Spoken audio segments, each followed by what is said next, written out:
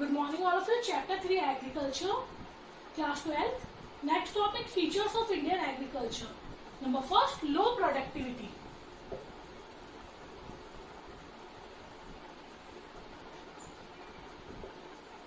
Productivity means output per hectare of land.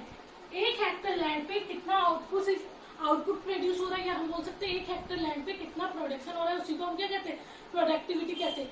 तो हमारी जो प्रोडक्टिविटी थी बहुत ज्यादा लो थी, और जिसका मेन रीजन क्या था, टेक्निक्स बैकवर्ड थी, टूल्स बैकवर्ड थे, साथ ही साथ जो सीड्स वगैरह यूज की जाती थी वो बैकवर्ड थी.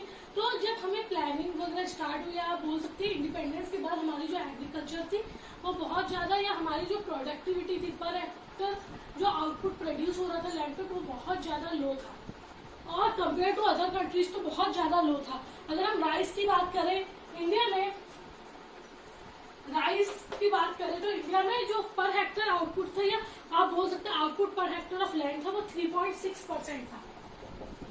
वहीं अगर ये इंडिया का है,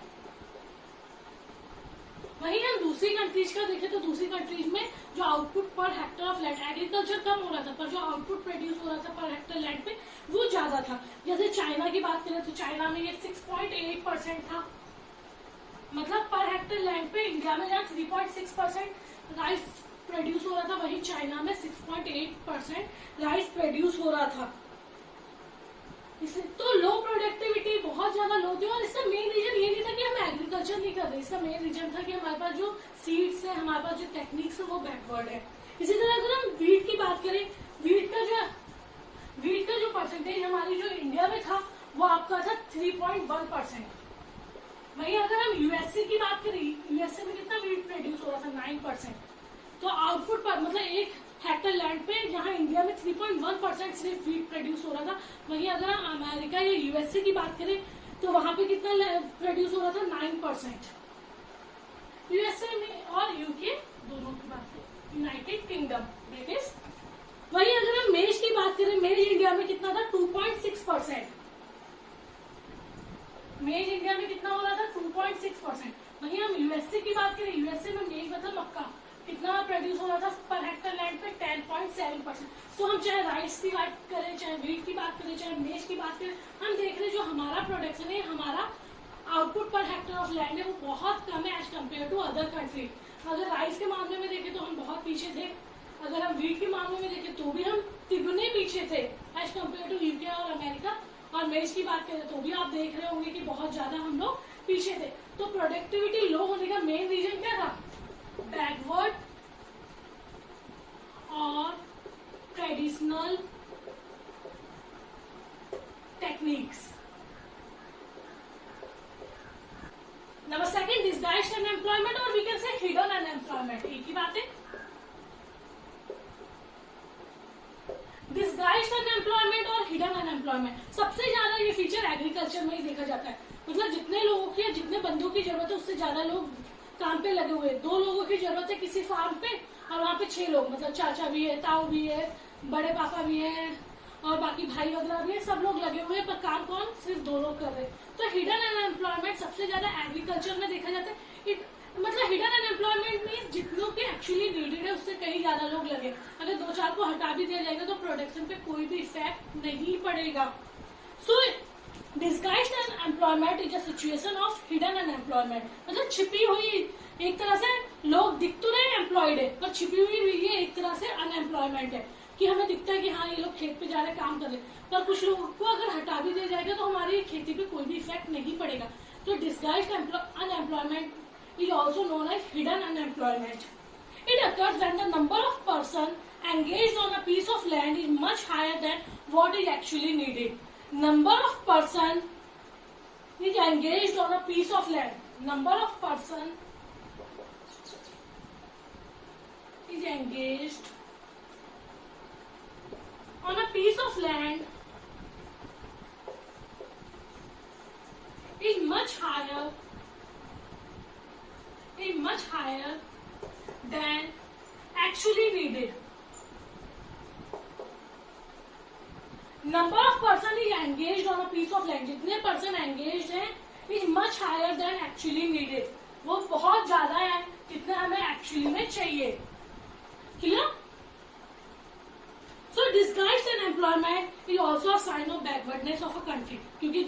नहीं कर रहे, वो भी बस दिखावे के लिए क्या कर रहे हैं, ऐसा लग रहा है कि काम कर रहे हैं, असल में वो लोग काम नहीं कर रहे। Clear? So disguised unemployment is also known as hidden unemployment. It means number of person engaged in on a piece of land is much higher than actually needed. Clear? अगर 2-4 को निकाल भी दिया जाएगा तो total output will not fall, तो जो हमारा प्रोडक्शन है वो नहीं फॉल होगा या नहीं गिरेगा। Even when some are withdrawn,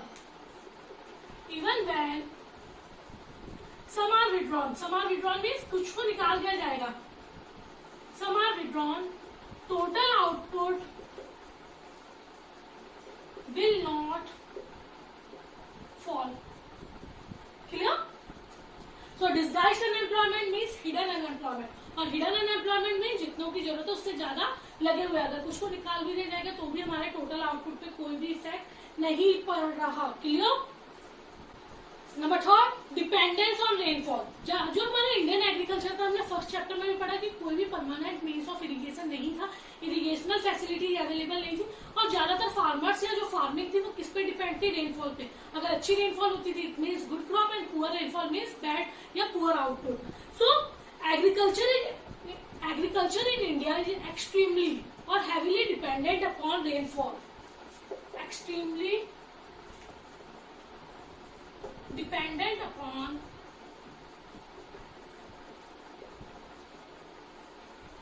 rainfall. मतलब हमारी जो इंडिया में एग्रीकल्चर थी वो किस पे डिपेंड थी, रेनफॉल पे डिपेंड थी। So crop production is highly uncertain, good rainfall means good crops and poor rainfall means poor और बैड आउटपुट। क्लियर? तो हमारी जो नॉर्मली जो भी हमारा एग्रीकल्चर था वो क्या था, रेनफॉल पे डिपेंड था। अगर अच्छी रेनफॉल होती थी तो उस साल हमारी क्रॉप्स भी अच्छी होती थी, और जिस साल रेनफॉल नहीं होती थी हमारी क्रॉप्स भी कैसी रहती थी, पुअर रहती थी। So good rainfall means good crop, and poor rainfall means poor और bad output. Clear? Number 4, subsistence farming, ये हमने फर्स्ट चैप्टर में भी पढ़ा। नॉर्मली फार्मर्स क्या करते थे, अपने लिए फार्मिंग करते थे, उन्हें प्रॉफिट से कोई मतलब नहीं था। तो फार्मिंग क्या होती थी, अपना लिविंग को देखने के लिए की जा रही है, ना कि कमर्शियली की जा रही है। तो फार्मिंग नॉर्मली कैसी थी, सब्सिस्टेंस ओरिएंटेड थी, ना कि commercially. Farming in India is subsistence oriented. It means the primary objective of the farmer is to secure subsistence for his family. मतलब अपनी जो फैमिली है उसको थोड़ा, जो सबसे पहले उसका मेन मोटिव होता था अपनी फैमिली, या उसका मेन ऑब्जेक्टिव, या आप कह सके कि उनकी जो मेंटेलिटी थी वो ये थी कि फैमिली का बस पेट पालना और हमें ज्यादा प्रॉफिट वगैरह से कुछ लेना देना नहीं है। It is not to earn profit. तो जो फार्मिंग होती थी वो किसके लिए हो रही थी, for family, not to earn profits, not to earn profits. It implies that farming in India is not much commercial in nature. और जब अपने लिए फार्मिंग की जा रही है, कमर्शियली नहीं की जा रही है, बाजार में बेचने के लिए नहीं की जा रही है, सरप्लस या प्रॉफिट के लिए नहीं की जा रही, तो हम ये बोल सकते हैं जो फार्मिंग थी उसका स्ट्रक्चर कैसा था, सब्सिस्टेंस बेस्ड था, ना कि कमर्शियल बेस्ड। और अगर थोड़ा बहुत सरप्लस होता भी था तो वो भी क्या किया जाता था, लैंडलॉर्ड से जमींदार को बेच दिया जाता था मार्केट तक। तो फार्मिंग, या आप बोल सकते हैं मार्केट तक तो क्रॉप बहुत कम ही जाती थी। Clear? Subsistence farming, it means the primary objective of the farmer is to secure subsistence for his family, it is not to earn profit. Clear all of you? Number 5, lack of modern inputs. मैंने अभी बताया agriculture का main जो productivity low होने का कारण या agriculture backward होने का कारण क्या, जो हमारे इनपुट्स हैं, जो हम लोग सामान यूज करते हैं एग्रीकल्चर में, वो सारे कैसे हैं, बहुत ज्यादा बैकवर्ड है। मॉडर्न इनपुट्स या मॉडर्न सामान का यूज नहीं किया जाता। अभी भी ट्रैक्टर्स नहीं है बहुतों के पास, हार्वेस्टर्स नहीं, अभी भी लोग बुलक काट के थ्रू या बैलगाड़ियों के थ्रू क्या करते हैं, खेती करते हैं। तो lack of modern inputs like chemical fertiliser, insecticides, pesticides are not judicially used. आज भी देखा जाता है लोग फर्टिलाइजर्स, इंसेक्टिसाइड्स, पेस्टिसाइड्स ये सारी चीजें यूज नहीं कर रहे। इंसेक्टिसाइड्स जो इंसेक्ट्स को मारने के लिए होती है, पेस्टिसाइड जो पेस्ट को, जो कीड़े मकोड़ों को मारने के लिए होती है, और केमिकल फर्टिलाइजर जिससे फर्टिलिटी ज्यादा होती है आर नॉट हाईली यूज्ड। आज भी हम क्या देख रहे हैं, ये सारी चीजें ज्यादा यूज नहीं की जा रही है। और ये क्या दिखा रही है, ये दिखा रही है कि हमारी कंट्री बहुत ज्यादा पुअर है, जिसके पास कैपेबिलिटी ही नहीं है इन चीजों को खरीदने की या मॉडर्न इनपुट्स खरीदने की। और ये दिखा रही है कि हमारी कंट्री बैकवर्ड है, उसके पास ज्यादा जॉब्स नहीं है, अगर जॉब्स होंगी तो अच्छे इनपुट्स वगैरह यूज किए जाएंगे। So it is due to poverty of the bulk of farming population in India. और ये क्यों हो रहा है कि मॉडर्न इनपुट्स नहीं यूज कर पा रहे, क्योंकि हमारे ज्यादातर फार्मर्स कैसे पुअर है, पॉवर्टी लाइन में है। दैट्स वाई हम लोग क्या कर रहे हैं, जो ट्रेडिशनल इनपुट्स है या जो बैकवर्ड इनपुट्स है उनका यूज कर रहे हैं as compare to modern inputs. It leads to low productivity and therefore backwardness. और जब हम मॉडर्न इनपुट्स का यूज नहीं करेंगे तो क्या होगी, प्रोडक्टिविटी लो होगी, और प्रोडक्टिविटी लो होगी तो फिर से हम क्या है, बैकवर्ड। मतलब जो ये साइकिल है कि एक गरीब फार्मर हमेशा गरीब क्यों रह जाता है, क्योंकि उसके पास पैसा नहीं है अच्छी चीजें खरीदने की। जब अच्छे इनपुट्स नहीं खरीद पा रहा है तो उसकी प्रोडक्टिविटी लो, और प्रोडक्टिविटी लो है तो फिर वो गरीब है। तो मतलब ये एक साइकिल है जो चलती रहती है। Clear all of you? Number 6, small holdings. First chapter में भी हमने देखा था स्मॉल होल्डिंग्स में एक पीस फार्मर का इधर और एक पीस कहीं और है, ठीक है, आप पीस हियर और आप पीस देयर। तो क्या होता है, जब छोटी छोटी होल्डिंग्स होती है उसमें मॉडर्न या हम लोग खरीद भी ले, कोई फार्मर ट्रैक्टर वगैरह खरीद भी ले, पर छोटी जगह होने के कारण वो ट्रैक्टर का प्रॉपर यूज नहीं कर पाता, क्योंकि एक छोटी सी जगह में ना ट्रैक्टर घूम पाएगा ना अच्छे से काम कर पाएगा। तो होल्डिंग्स या फिर आप बोल सकते हैं एरिया बहुत छोटा छोटा है। Small holdings is a characteristic feature of Indian agriculture. Small holdings are hindrance in the process of growth in two way. और स्मॉल होल्डिंग्स के कारण जो एरिया है वो छोटा होने के कारण दो तरह से रुकावटें आती है हमारी फार्मिंग में। Number first, mechanization of farming और use of machines become difficult. मैंने अभी बताया मशीन्स का यूज बहुत डिफिकल्ट होता है। एक ट्रैक्टर है, छोटा सा एरिया, उसमें वहां पे अच्छी तरह घूम नहीं पाएगा। तो use of machines, small holdings के कारण क्या प्रॉब्लम आती है, use of machines become very difficult।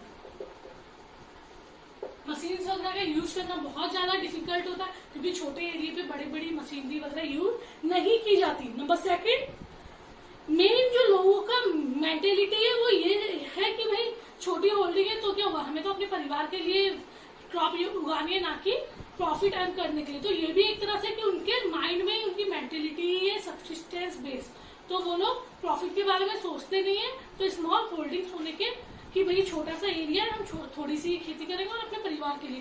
तो एक ये प्रॉब्लम भी आती है कि लोगों की मेंटेलिटी कैसे हो गई है, सब्सिस्टेंस ओरिएंटेड हो गई है। मतलब वो प्रॉफिट के बारे में ना सोच के सिर्फ फैमिली के बारे में सोचते हैं। प्रॉफिट के बारे में ना सोच के किसके बारे में सोचते हैं, फैमिली के लिए या अपने लिए सोचते हैं, ना कि प्रॉफिट के बारे में सोचते हैं। Clear? Number 7, landlord tenant conflicts. Landlords means जमींदार, tenants means tiller of soil, और आप बोल सकते हैं फार्मर्स। और कॉन्फ्लिक्ट्स मतलब उन लोगों के बीच में हमेशा झगड़े होते रहते थे। Huge areas are cultivated by the tenants who are not owners of the soil. ज्यादातर जो एरिया था वो कौन क्रॉप करता था, खेती कौन करता था, जो असल में सॉइल या फिर आप बोल सकते हैं जमीन के मालिक नहीं होते थे, जो टेनेंट्स होते थे। But the bulk of the revenue और profit appropriated by the owners. और पर जो ज्यादातर रेवेन्यू होता था या जो प्रॉफिट होता था वो कौन ले जाता था, ओनर्स ऑफ द सॉइल या जमींदार ले जाते थे। Tenants often get the bare minimum. और जो फार्मर्स, टेनेंट्स मींस फार्मर, जो किसान होते थे उनके पास बहुत कम बचता था या ना के बराबर बचता था। लिटिल और नो पर surplus is left with the tenants for री इन्वेस्टमेंट। और या तो उनके पास बहुत कम सरप्लस बचता था या फिर बिल्कुल ही नहीं बचता था, ताकि वो चीज को फिर से इन्वेस्ट कर सके। So agriculture tends to stagnate. और यही रीजन था, जब उनके पास कुछ बचता नहीं था तो एग्रीकल्चर कैसा था, एक रुका हुआ टाइप का था। जो प्रॉफिट था वो सारा जमींदार ले जाते थे, फार्मर्स के पास कुछ नहीं बचता था। तो जमींदार कौन होते थे, ओनर ऑफ द सॉइल। और टेनेंट्स कौन होते थे, टीलर्स, जो लोग उगाने वाले होते थे, टीलर्स ऑफ द सॉइल। सारा प्रॉफिट कौन ले जाता था, प्रॉफिट शेयर कौन करता था, ओनर्स, जितना भी रेवेन्यू वगैरह होता था। पर जितनी भी प्रॉब्लम्स होती थी, खर्चे होते थे, वो कौन सेल करता था? फार्मर्स। तो इनके पास बहुत कम बचता था, ये ना के बराबर ही बचता था, कोई सरप्लस होता ही नहीं था, और होता भी था तो इतना कम होता था कि वो उससे इन्वेस्टमेंट के बारे में तो सोच ही नहीं सकते। Clear? Last point, backward technology. ये पॉइंट हमने बार बार डिस्कस किया है मॉडर्न इनपुट्स में भी कि टेक्निक्स अच्छी नहीं थी। फिर हमने उसमें भी पढ़ा लो प्रोडक्टिविटी, प्रोडक्टिविटी लो क्यों थी? क्योंकि टेक्निक्स अच्छी नहीं थी। Last point, backward technology. Because bulk of the farms in India are small in size and bulk of the farming population is poor. ज्यादातर जो फार्म का जो होल्डिंग्स थी वो स्मॉल थी और जो फार्मर्स थे वो क्या थे? पुअर थे। Use of backward technology become a compulsive choice. तो भैया पुअर होने के कारण उनकी मजबूरी थी, ये नहीं कि उन्हें बहुत खुशी मिलती थी बैकवर्ड टेक्निक्स यूज करने, उनकी एक मजबूरी हो गई थी कि उन्हें बैकवर्ड टेक्निक्स यूज करनी पड़ रही थी, क्योंकि पॉपुलेशन कैसी थी? ज्यादातर बल्क ऑफ पॉपुलेशन या बल्क ऑफ फार्मर्स पुअर थे, गरीब थे, और गरीब होने के कारण उनकी मतलब एक मजबूरी बन गई थी कि उन्हें कैसे, वो जो मॉडर्न इनपुट्स है उन्हें खरीद नहीं सकते थे, मॉडर्न टेक्निक्स को परचेज नहीं कर सकते थे, तो उनकी एक मजबूरी बन गई थी बैकवर्ड टेक्निक्स का यूज करना। We find heavy reliance on cultivators. We find heavy reliance of cultivators on cattle power and manpower rather than on the modern equipments like tractors and harvesters. मैंने आपको मॉडर्न इनपुट्स में भी बताया था कि ज्यादातर अभी भी फार्मर्स जो थे वो किस पर, जो ये क्या बोलते हैं आपका बुलक कार्ट्स वगैरह, या फिर आप बोल सकते कैटल पे डिपेंड थे, एनिमल्स पे डिपेंड थे, या मैन पावर पे डिपेंड थे। उनके पास अभी भी मशीन्स वगैरह नहीं थी क्योंकि उनके पास उतना पैसे ही नहीं था। तो मशीन्स ना होने के कारण उनकी जो प्रोडक्टिविटी थी, मशीन्स मीन्स ट्रैक्टर, हार्वेस्टर्स वगैरह नहीं थे, जो प्रोडक्टिविटी थी बहुत ज्यादा लो होती थी। और इस लो प्रोडक्टिविटी का मेन रीजन क्या था? फार्मर्स पुअर थे और टेक्निक्स बैकवर्ड थी। Clear all of you? Thank you.